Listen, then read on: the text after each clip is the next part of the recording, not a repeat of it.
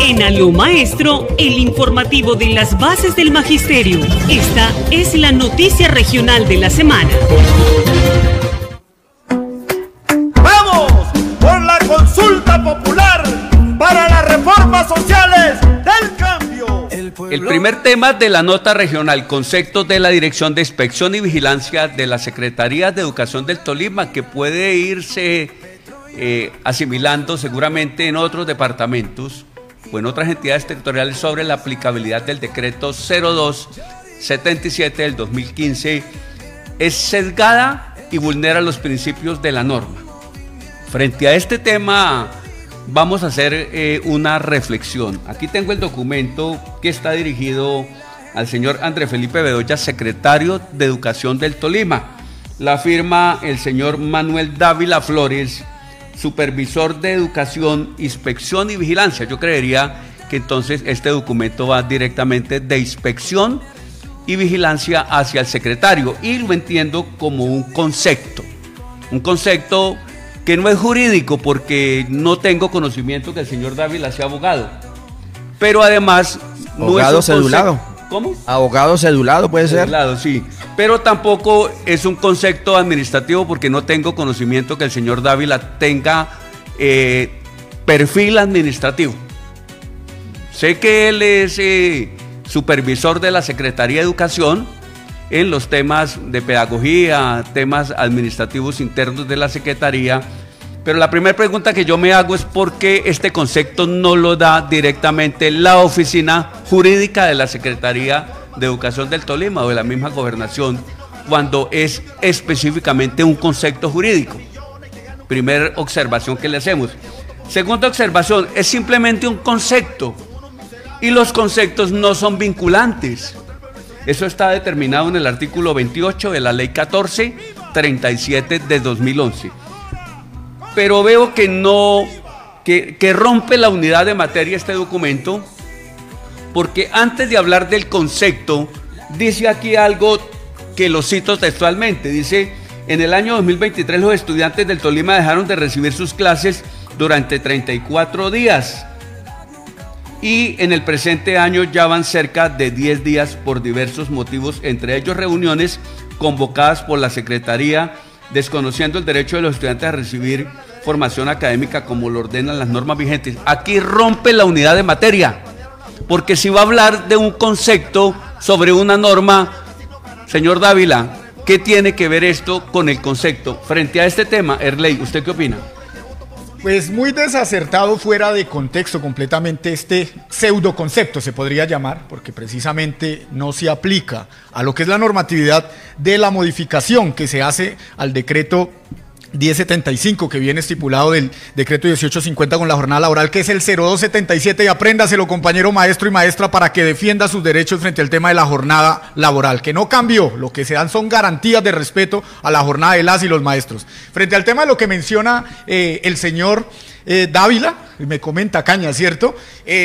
Hace unas cuentas alegres de cuántos días se han perdido por el tema del bienestar de los maestros, que hay que tener en cuenta que las capacitaciones son producto de las negociaciones sindicales y hacen parte del tema de bienestar de los maestros. Pero muy casualmente, compañero Cañas, compañero Nelson, este señor no hace cuentas de los días que no se dan clase, porque no hay maestros nombrados en las instituciones, porque no hay agua en las instituciones, porque no hay aulas en las instituciones, en fin, porque no hay una cantidad de cosas en las instituciones, y este señor no hace cuenta de eso, donde hay la responsabilidad directa de la entidad territorial de garantizar estas situaciones, si no se hace cuenta, pero sí lo hacen como un mecanismo intimidatorio, ¿sí? Un mecanismo fuera de contexto, y yo diría que un pataleo de ahogado frente a la norma, que es clara y que está muy apartado de la realidad, compañero Cañas. Habla del tema de la autonomía, y mire tan sesgada la interpretación del señor Dávila frente al tema de la autonomía. Dice: la palabra autonomía representa la libre decisión, ojo, la libre decisión del docente a desarrollar cualquiera de las actividades mencionadas anteriormente cuando sean realizadas fuera del establecimiento educativo, Evidentemente habla de preparación de tareas académicas, evaluación, planificación, ojo, el tema de disciplina fuera del establecimiento educativo, dentro del establecimiento educativo, señor Dávila, pero como dice el decreto, dentro de las 6 horas de permanencia del docente. Reuniones dentro de estas 2 horas que antes llamábamos complementarias y que ahora son autónomas del maestro, orientación y atención a la comunidad.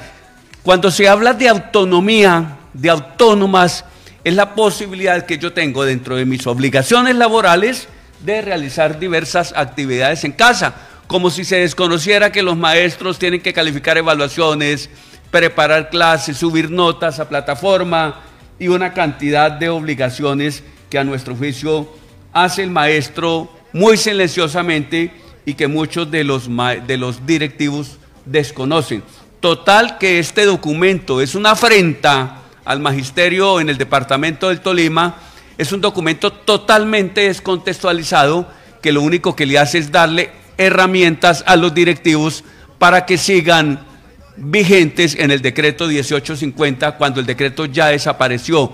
Las 2 horas complementarias de trabajo en las instituciones educativas, señor Dávila, desaparecieron y le vamos a hacer un oficio a usted también como una solicitud para que acate el decreto y si no lo hace le vamos a iniciar un proceso de acción de cumplimiento porque se nota claramente que este documento está orientado es a darle herramientas a los rectores para que sigan exigiéndole a los maestros presencia en las instituciones educativas después de la terminación de su jornada laboral. Nelson Moreno.